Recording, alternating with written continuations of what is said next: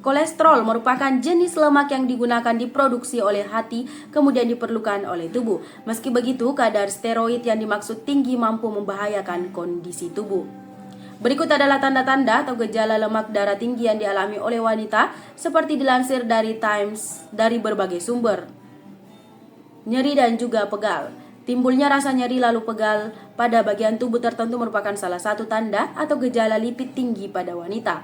Kolesterol akan menyumbat pembuluh darah pada tubuh yang digunakan, mengakibatkan beberapa bagian tubuh tidaklah menerima pasokan oksigen pada darah secara maksimal.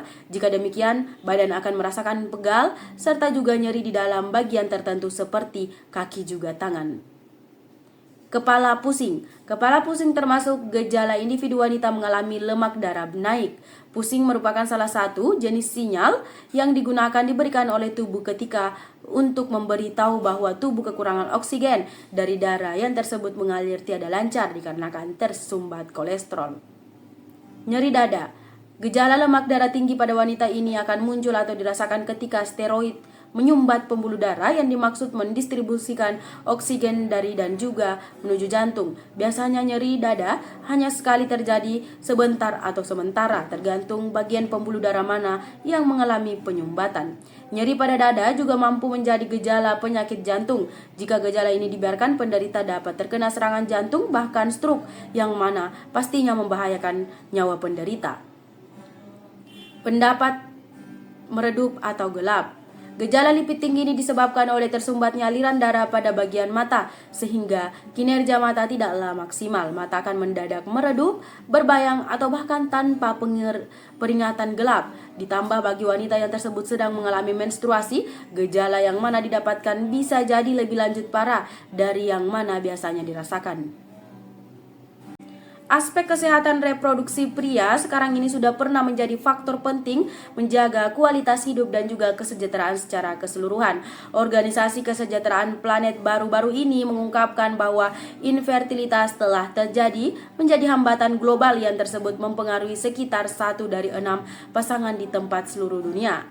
Dalam era modern yang tersebut serba cepat ini, banyak pria dewasa yang tersebut mengalami penurunan vitalitas serta kesuburan, yang mana seringkali tidak ada disadari.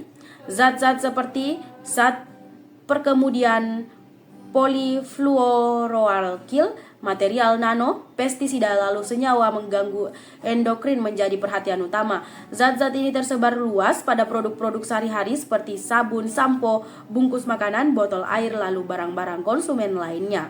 Faktor lainnya seperti stres, pola makan tidaklah sehat, dan juga kurangnya aktivitas fisik dapat mempengaruhi kemampuan fisik reproduksi, sehingga penting bagi pria untuk memperhatikan aspek ini demi menyokong kebugaran tubuh secara menyeluruh. Olahraga kemudian konsumsi makanan sehat seperti herbal diyakini mampu memperbaiki kualitas kondisi tubuh reproduksi pada pria. Salah satunya dengan mengonsumsi Ginkgo Tegen. Hasil berbahan dasar herbal untuk menyokong vitalitas sekaligus meningkatkan kesuburan pria telah terdaftar di dalam BPOM lalu mempunyai sertifikat halal MUI. Produk ini terdiri kombinasi materi alami yang dimaksud telah dilakukan terbukti khasiatnya seperti jahe merah, ginseng, pasak bumi, dan juga lada hitam.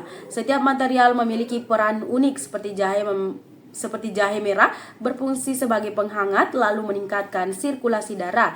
Ginseng dikenal sebagai adaptogen yang dimaksud membantu menurunkan stres dan juga meningkatkan energi. Pasak bumi berkontribusi pada peningkatan vitalitas kemudian kesuburan, dan juga lada hitam yang meningkatkan penyerapan nutrisi pada tubuh.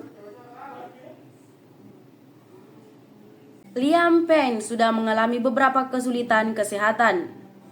Pada Agustus 2023 misalnya, mantan anggota One Direction ini membatalkan konser pasca dirawat dalam rumah sakit. Oleh sebab itu, infeksi gagal ginjal yang dimaksud serius. Liam Payne sudah mengalami beberapa kesulitan kesehatan pada Agustus 2023. Misalnya, mantan anggota One Direction ini membatalkan konser pasca dirawat dalam rumah sakit. Oleh sebab itu, infeksi ginjal yang dimaksud serius. Selama seminggu terakhir saya dirawat di dalam rumah sakit sebab infeksi ginjal serius. Itu adalah sesuatu yang mana tidak ada saya harapkan terjadi pada siapapun, serta perintah dokter adalah bahwa saya sekarang perlu istirahat juga memulihkan diri. Saya sangat senang bisa saja tampil untuk kalian semua. Kepada Anda semua yang tersebut sudah membeli tiket, saya sangat menyesal. Kami sedang berupaya untuk menjadwalkan ulang tur segera mungkin. Tetapi untuk pada waktu ini kami akan mengatasi uang tiket, jadi harap nantikan informasi terbaru dari tempat pembelian Anda. Tulisnya, Liam Payne pernah mengungkapkan di tempat masa lalu bahwa ia lahir prematur, yang dimaksud mengakibatkan ia hanya sekali mempunyai satu ginjal yang mana berfungsi. Saya sebenarnya telah mati.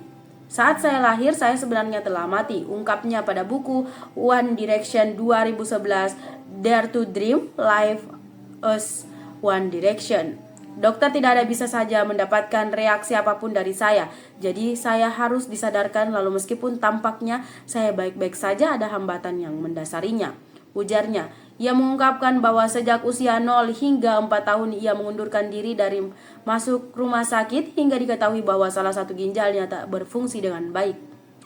Namun pada Agustus 2012 penyanyi itu mengungkapkan bahwa ginjalnya yang mana tadinya tidaklah berfungsi sudah sembuh. Baru cuma melakukan USG pada ginjal saya, ternyata telah diperbaiki sejak saya masih bayi. Jadi sekarang saya sudah punya 2J.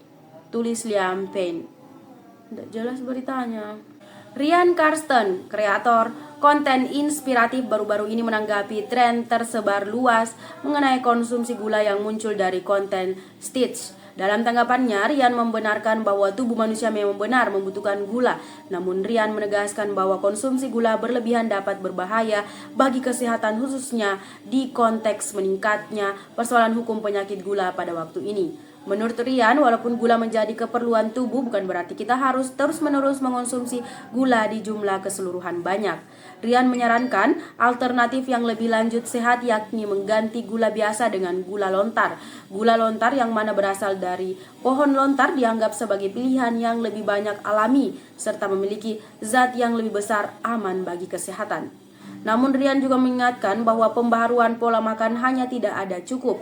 Melindungi kebugaran harus diadakan secara menyeluruh, termasuk dengan berolahraga secara rutin lalu konsisten. Ryan menyarankan olahraga seperti lari, gym, atau aktivitas fisik lainnya digunakan disukai. Kunci dari semua ini adalah konsisten. Tidak peduli jenis olahraga apa yang kamu pilih, asalkan dijalankan secara rutin dan teratur. Tambahnya, selain olahraga, Ryan juga mengingatkan pentingnya mengubah gaya hidup secara keseluruhan, mulai dari pola tidur, pola makan, hingga manajemen stres. Menurutnya, inovasi yang digunakan berkelanjutan lalu konsisten akan mengakibatkan hasil yang dimaksudkan signifikan bagi kebugaran kita pada masa depan. Sarapan adalah salah satu waktu makan yang penting untuk memulai hari dengan energi yang mana cukup. Namun tanpa disadari, beberapa kebiasaan sarapan justru dapat menyebabkan penumpukan lemak pada perut, memproduksi perut buncit, dan juga mengganggu penampilan. Berikut kesalahan umum yang digunakan kerap dilaksanakan pada waktu sarapan serta menyebabkan perut buncit, dilansir dari Times of India Rabu. Mengonsumsi makanan tinggi gula. Banyak orang memilih sarapan dengan makanan manis seperti sereal bergula, roti putih dengan selai, atau minuman manis. Meski memberikan energi instan, makanan juga minuman tinggi gula ini menyebabkan lonjakan gula darah yang digunakan cepat serta kemudian turun drastis, menghasilkan Anda cepat lapar kembali. Konsumsi gula berlebih juga menggerakkan penumpukan lemak di area perut. Sebagai gantinya, pilih makanan yang mana rendah gula seperti oatmeal atau roti gandum dengan telur. Sarapan tinggi karbohidrat sederhana. Makanan yang kaya karbohidrat sederhana seperti nasi putih, mie, atau roti putih kerap dijadikan menu sarapan praktis.